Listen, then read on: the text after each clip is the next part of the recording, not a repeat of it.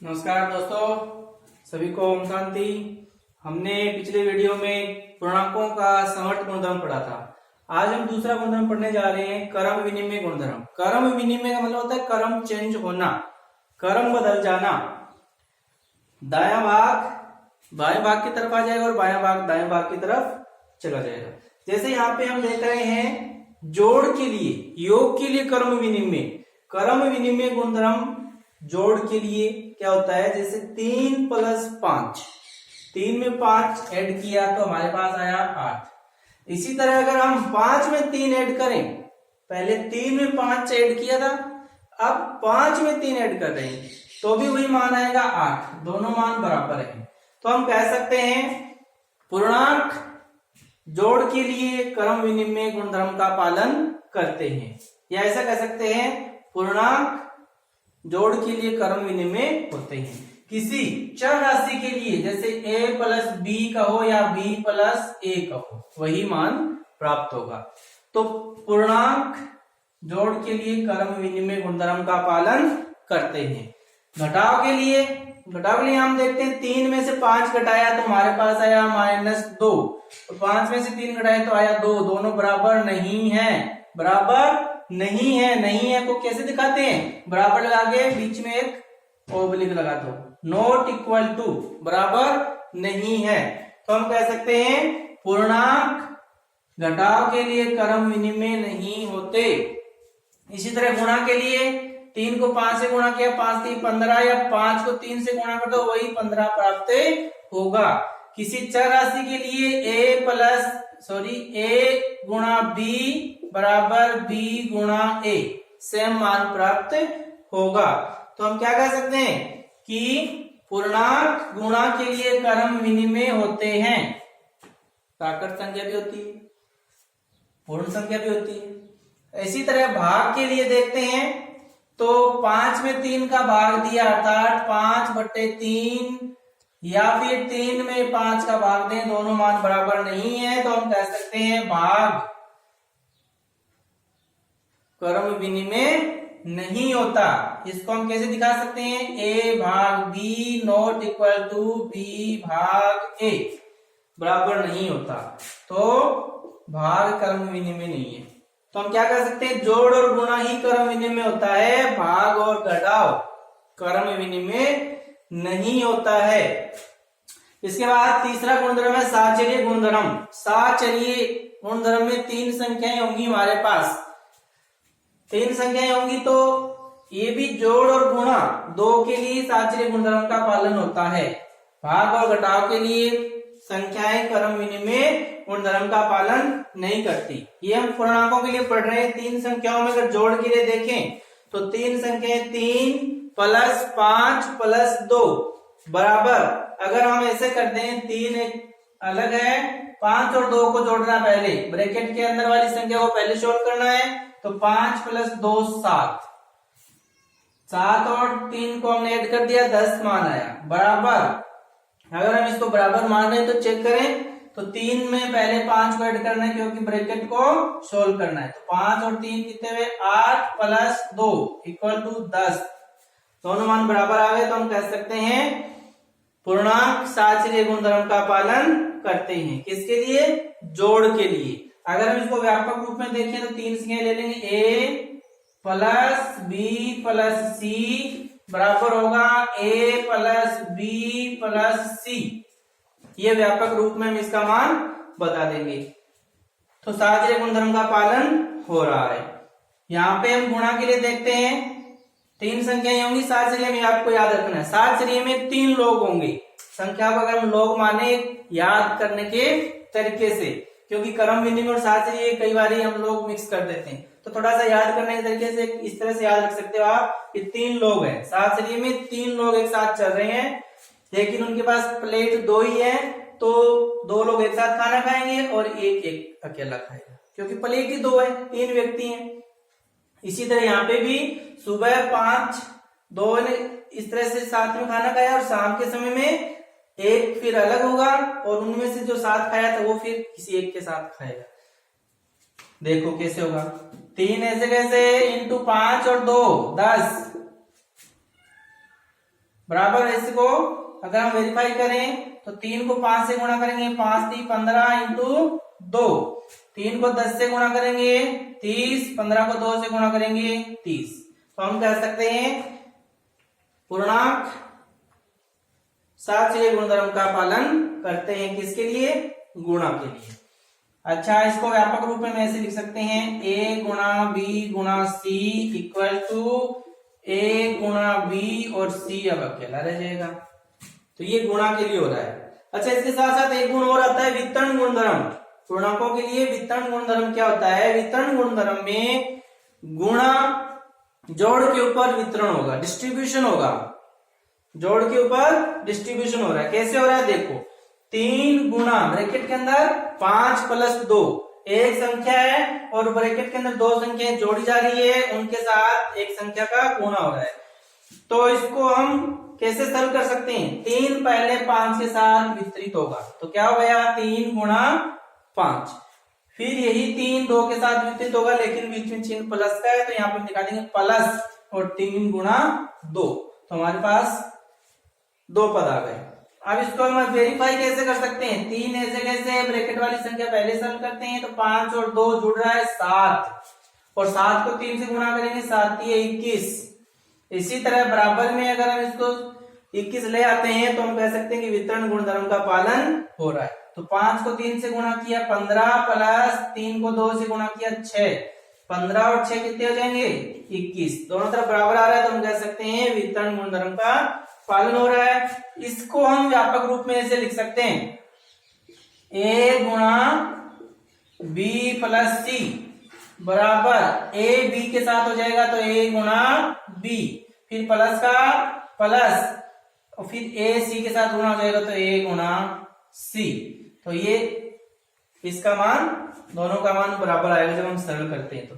तो ये जो हमने गुण पढ़े, समवर्त गुणधर्म, क्रम विनिमय, साहचर्य गुणधर्म, वितरण गुणधर्म, ये हमारे क्या काम आते हैं? ये हमारी जो गणना होती है उसको सरल बना देते हैं, इसलिए इनको हम थोड़ा सा ध्यान में रखते हैं और जब हम बड़ी क्लास में जाते हैं तो तुरंत इनके उपयोग से हमारी गणना है वो सरल हो जाती है। तो अभी हम आप सभी के सामने 2 गुण पढ़ेंगे पूर्णांकों का। पहला है पूर्णांकों का गुणा कैसे करें और दूसरा है पूर्णांकों का भाग, क्योंकि पूर्णांक में माइनस की संख्या आती है और प्लस की संख्या भी आती है। तो कई बार हम माइनस माइनस प्लस बोलते हैं आप और हम भी बोलते हैं, लेकिन कब होता है माइनस माइनस प्लस और कब माइनस माइनस माइनस ही रह जाता है, ये बात हमें सीखनी है।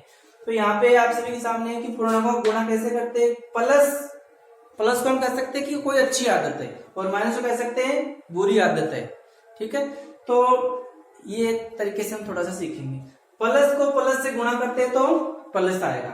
जैसे कोई संख्या है आपके सामने, 3 को 2 से गुणा किया तो क्या आया? 6, दोनों प्लस के हैं तो 6 आ गए। माइनस को माइनस से गुणा करेंगे तो भी प्लस आएगा। जैसे माइनस का 3 है और गुणा करें माइनस के 2 से तो 3 दुए 6, ये भी प्लस का आएगा आप सबके, ठीक है। अच्छा, माइनस को प्लस से गुणा करें तो भी माइनस आएगा। जैसे माइनस का 3 है, गुणा करें प्लस के 2 से तो आ गए आपके पास माइनस के 6। अच्छा, प्लस को माइनस से गुणा करें तो भी माइनस आएगा। जैसे कि 3 प्लस का है और 2 माइनस का है तो 3 दुआ 6। तो इसमें आप ये सीख सकते हो कि प्लस प्लस है तो प्लस रहेगा ही, माइनस माइनस है 2 बार आ गया तो भी माइनस माइनस प्लस हो गया। एक माइनस है, चाहे संख्या पहले वाली में माइनस है चाहे दूसरे वाली में माइनस है। पहली वाली में माइनस है तो भी माइनस रहेगा, दूसरी वाली में माइनस है तो भी माइनस। गुणा करते हैं 2 संख्याओं का, उनमें से एक संख्या अगर माइनस की है तो हमारे पास माइनस की संख्या आएगी, और दोनों माइनस की है तो प्लस का आएगा, दोनों प्लस की है तो भी प्लस का ही आएगा। यही नियम आपके लिए भाग में भी नियम लागू होता है। भाग और गुणा में जो नियम है वो सेम है, ठीक है। यहाँ पे मैं आपको एक थोड़ा सा याद करने के तरीके से और थोड़ी सी एक ज्ञान की बात जो आपके जीवन में जरूरी होनी चाहिए, ठीक है। पढ़ाई तो सभी करते हैं, लेकिन पढ़ाई के साथ साथ आगे कौन बढ़ता है? जिसमें पढ़ाई के साथ साथ कुछ एक्स्ट्रा क्वालिटी हो, कुछ एक्स्ट्रा हो औरों से, तो वो एक्स्ट्रा आपको थोड़ा सा बताने का प्रयास किया जा रहा है। प्लस का मतलब आप ये मानो कि अच्छी आदत, और इधर जो प्लस माइनस है इसका मतलब आप ये मानो कि आपकी प्रशंसा हो रही है, आपकी बुराई हो रही है, मतलब आपका जो कर्मों का खाता है उसमें प्लस मतलब ऐड हो रहा है, जुड़ रहा है, माइनस का मतलब कम हो रहा है, बैलेंस कम हो रहा है या बैलेंस आपका बढ़ रहा है, अच्छाई का बैलेंस। तो देखो कोई अच्छी आदत है और आप उसको अपनाते हो, अच्छी आदत थी आपने उसको अपनाया तो आपका बैलेंस का खाता क्या हो गया, प्लस हो गया, ऐड हो गया, बढ़ गया। बुरी आदत थी आपने नहीं अपनाई, बुरी आदत थी आपने नहीं अपनाई तो भी आपका बैलेंस का खाता ऐड हो गया, बढ़ गया, प्लस हो गया। अच्छा, बुरी आदत माइनस मतलब गलत काम और आपने कर लिया, प्लस मतलब कर लिया, तो भी आपको आपका जो बैलेंस का खाता है वो माइनस से चला जाएगा, आपको घाटा हो जाएगा। अच्छी आदत थी आपने नहीं की तो भी आपका बैलेंस माइनस में चला जाएगा। यही सेम थिंग भाग के अंदर है। अच्छा, आगे हम चलते हैं। दो नोट ध्यान रखना है, किसी भी संख्या में जीरो का भाग दें, कोई पूर्णांक है, कोई प्राकृत संख्या है, कोई पूर्ण संख्या है, परिमेय संख्या है, कोई भी संख्या है, उसमें अगर जीरो का भाग दें तो क्या आएगा। पिछले वीडियो में आपको बताया था होमवर्क के अंदर कि किसी संख्या में जीरो का भाग देंगे तो क्या आएगा, आपको होमवर्क दिया था, तो आप चेक कर सकते हो। जीरो का भाग देंगे तो संख्या क्या आएगी, किसी ने जीरो किया होगा लेकिन जीरो नहीं आएगा, ना ही वो संख्या आएंगी, क्या आएगा, क्या संख्या आने वाली है हमारे पास, तो मैंने यहाँ लिखा अपरिभाषित। किसी भी संख्या में जीरो का भाग अपरिभाषित है। अपरिभाषित का मतलब क्या होता है, अपरिभाषित मतलब ऐसी संख्या जिसको हम परिभाषित नहीं कर सकते। क्यों, क्योंकि जीरो जो कि एक पूर्ण संख्या था वो कहाँ रहा है, यहाँ पे हम देख सकते हैं कि ये जो संख्या है इसके हर में जीरो आ गया, है ना, तो भाग में। और जीरो कहाँ होता है, इसमें भी एक थोड़ी सी आपको सिखाने की बात, याद रखने की बात जो आपकी हमेशा याद रहेगी कि जीरो का भाग वो अपरिभाषित होगा, इसका मान क्या आएगा, अनंत। ऐसा मान जिसका हमें पता ही नहीं क्या आने वाला है, क्या इसका रिजल्ट आएगा, हमें नहीं पता क्या होगा वो, तो इसको कह दिया है परिभाषित की, इसकी परिभाषा नहीं दे सकते हम। कैसे, इसको मैं ऐसे समझाया करता हूं। ये देखो GOD, गॉड भगवान कहाँ रहते हैं, हम कहते हैं कि परमात्मा ईश्वर अल्लाह सब ऊपर रहते हैं, ऊपर की ओर इशारा करते हैं, तो इसमें जो जीरो दिख रहा है वो दिख रहा है जीरो ऊपर की ओर करते ऊपर रहता है, जीरो ऊपर रहता है, लेकिन यहाँ पे जीरो कहाँ गया, नीचे आ गया, भाग मतलब नीचे आ गया। जीरो गॉड ऊपर रहता है, ठीक है, हम ऊपर वाले को याद करते हैं, लेकिन हम कहते हैं शंकर जी की तीसरी आंख खुली, विनाश हो गए, मतलब भगवान नीचे आ गए, गॉड नीचे आ गए। नीचे आने पे क्या होगा, पृथ्वी का क्या हाल होगा, सोच सकते हैं हम, अपरिभाषित, उसकी परिभाषा नहीं दे सकते कि भगवान नीचे आएंगे, तीसरी आंख खुलेंगी तो विनाश होगा या संहार होगा या रचना होगी, हम कह नहीं सकते कि क्या होने वाला है। कब, जब ये जीरो नीचे आ जाए, GOD गॉड नीचे आ जाए और जीरो नीचे आ जाए तो क्या होगा। तो अब आप हमेशा इसको याद रखना कि किसी भी संख्या का हर मतलब नीचे वाली संख्या कभी भी जीरो नहीं हो सकती, जीरो नहीं होगी, जीरो की तो उसका मान है परिभाषित हो जाएगा।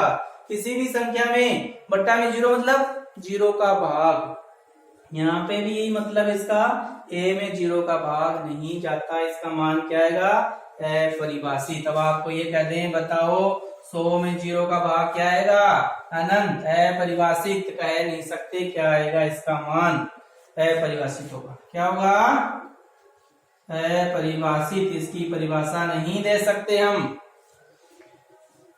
अच्छा, किसी भी संख्या में एक का भाग दें तो वापस वही संख्या प्राप्त होंगी। आगे हम चलते हैं, परिमेय संख्याएं। परिमेय संख्याएं क्या होती है, रेशनल नंबर, वे संख्याएं जिनको P बटे Q के रूप में लिखा जा सके, परिमेय संख्याएं कहलाती है।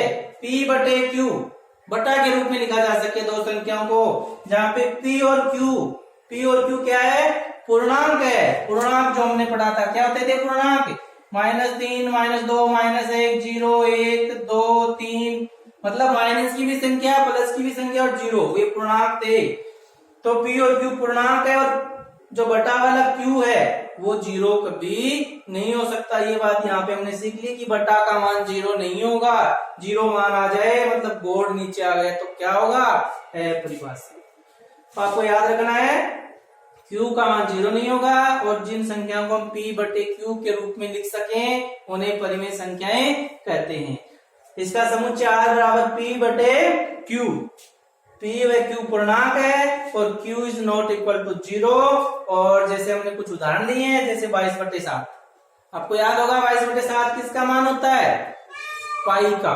22/7 किसका मान होता है? पाई बराबर 22/7। तो ये जो 22/7 है ये परिमेय संख्या है, लेकिन पाई परिमेय संख्या नहीं होगा, ये आपको आगे ध्यान रखना है। पाई क्या है? अपरिमेय संख्या, अपरिमेय संख्या। लेकिन इसकी वैल्यू क्या है? 22/7 परिमेय संख्या। क्यों? क्योंकि 22/7 को P बटे Q के रूप में लिखा जा सकता है, इसलिए। अच्छा, अब आगे देखो, और दूसरा उदाहरण ले लिया हमने। एक क्या होता है? प्राकृत संख्या। 0 क्या होता है? पूर्ण संख्या। -3 पूर्णांक। इस तरह से ही संख्याएं चलती जा रही है। अच्छा, आगे क्वेश्चन आपके सामने क्या है? सभी प्राकृत संख्याएं परिमेय होती है। प्राकृत संख्या 1 परिमेय है ना? क्यों? क्योंकि इसको हम, जैसे प्राकृत संख्या 1, 2, 3 है, इनको हम P बटे Q के रूप में लिख सकते हैं क्या? लिख सकते हैं। बटा में किसी संख्या के बटा में 1 लिख दो, कोई फर्क नहीं पड़ता। तो ये P और ये Q, तो सभी प्राकृत संख्या परिमेय संख्या होती है। इसका उत्तर हाँ हो जाएगा। क्या सभी पूर्ण संख्याएं परिमेय होती है? पूर्ण संख्या 0, 1, 2, तो इसके बट्टा में भी हम 1 लिख सकते हैं, तो ये भी परिमेय संख्याएं होती है। तो ये आपको आज ध्यान रखना है, ठीक है? ओके, आज से वीडियो देखें, लाइक करें, शेयर करें, सब्सक्राइब भी अवश्य करें। ओके, आज के लिए इतना ही काफी।